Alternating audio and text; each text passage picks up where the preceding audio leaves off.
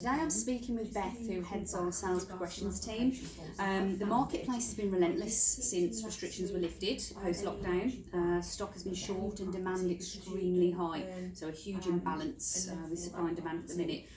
This has led to multiple offers on some properties, properties achieving above their asking price, high ceilings at the minute.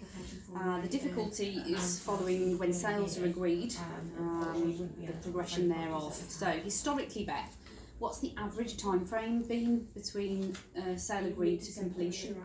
So on average it takes between 10 to 12 weeks. That's when there's mortgages involved. It does take a little bit longer with mortgages.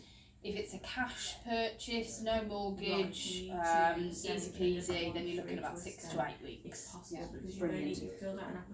At the moment, the typical route after agreeing sale to completion, has that changed in regards to the time frame? It has massively. Mortgage applications, and then from the point of application through to mortgage offer is really long. Extended. Much more extended. It's very difficult as well, we're finding, for mortgage advisors to actually get any kind of update from the lender, which obviously does cause frustration. Yeah. So I suppose starting the process as soon as possible, jumping on a lender if you are borrowing is key. Get that application in as quickly as possible. It's not as easy as just going into branch anymore and getting that application done face to face, but it can be done over the phone. You need to ensure that you are on that straight away if you're having your mortgage. Yeah. Lenders are busier, conveyancing are busier, so the average probably 4 to 5 months on a good day, up to 6 months on a lengthy chain. Yeah.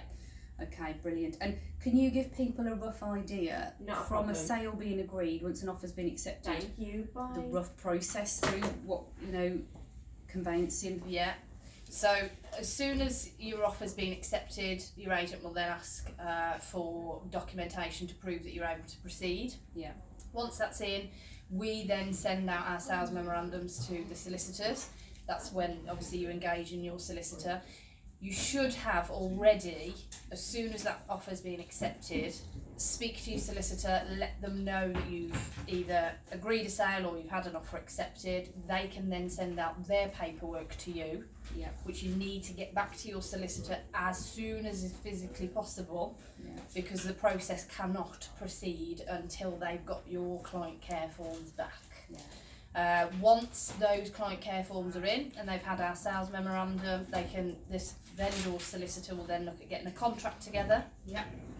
Contract will then go over to the other side, and you need to ensure as a buyer, first of all, if you're having your mortgage, get that mortgage application in, and also that you've paid for your search fees.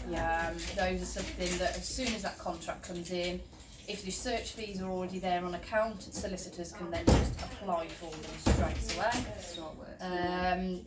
It will then take time for search results to come back, and solicitors will then start to raise their inquiries.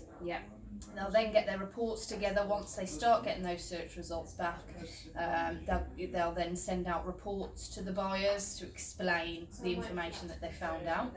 It then gives you the opportunity as the buyer to then ask any questions that you're unsure about. It's normally things to do with fixtures and fittings or anything more property specific.